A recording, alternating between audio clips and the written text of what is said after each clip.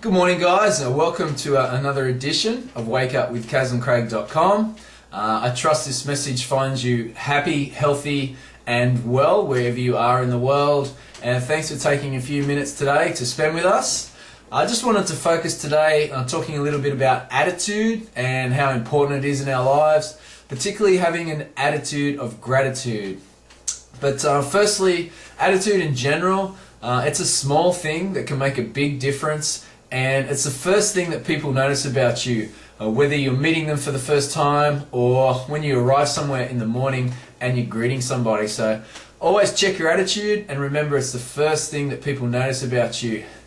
Now, with regards to having an attitude of gratitude, too often we find ourselves getting frustrated and focusing on the things that we lack in our life instead of focusing on and being grateful for the things that we do have.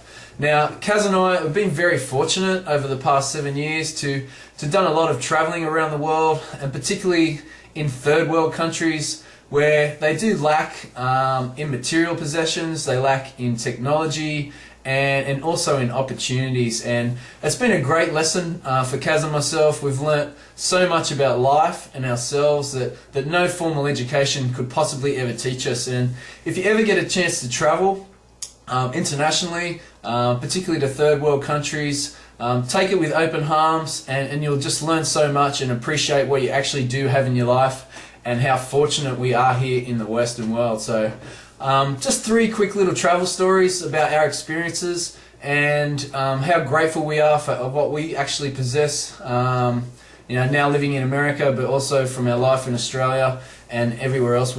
Firstly, I want to talk about our experience in the country of Malawi on the east coast of Africa. Now, Malawi is known as the warm heart of Africa.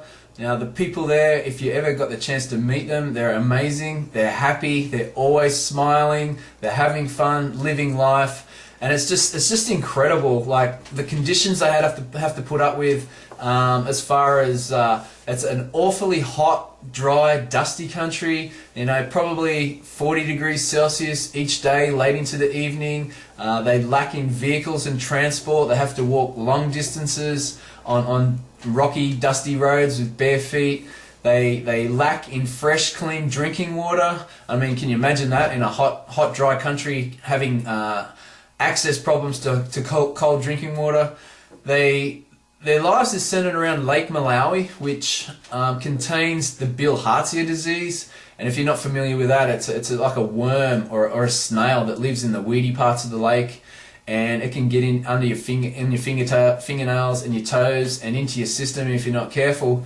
But the Malawans, they swim in it, they wash their bodies in it, they wash their clothes in it, and they also scoop it up with their pots and pans to do their cooking in it, which is incredible. And it just makes you appreciate and realize how good we do have it in the West, that we don't have to even think about living like this. But they're always happy and smiling and grateful for what they do have. And they also lack in electricity in the night time, lying in their hot huts in the dark. They don't have access to air conditioning, of course.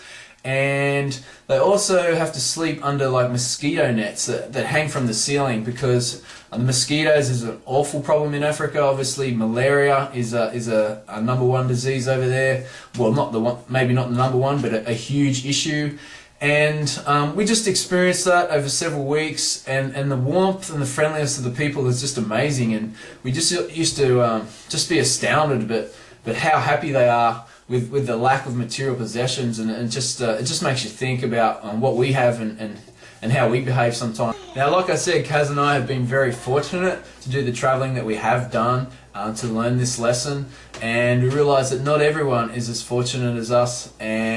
But just when you are finding yourself getting frustrated and focusing on things that you lack in your life, just know that there is always someone worse off than you.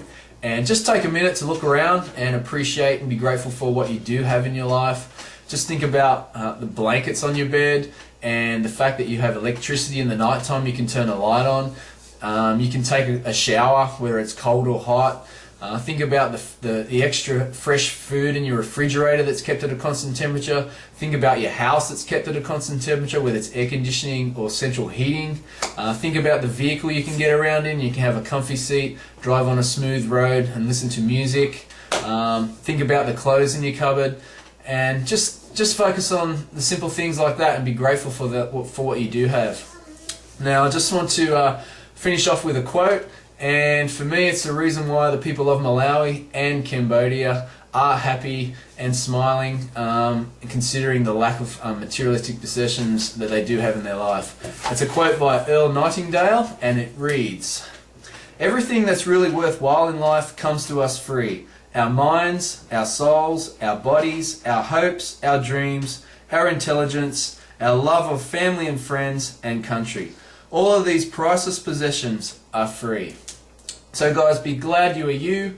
Be grateful for what you... Okay guys, that's it for another edition. Like I said earlier, if you ever get the opportunity to travel, take it with open arms. It's the best life experiences that you can possibly get. But when you do travel, don't just go to a resort. Get out into the local townships, the villages, meet the local people and get amongst the culture.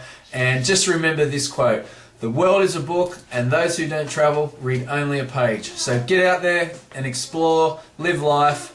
Have a great day, live with passion, and we'll catch you tomorrow. Bye for now.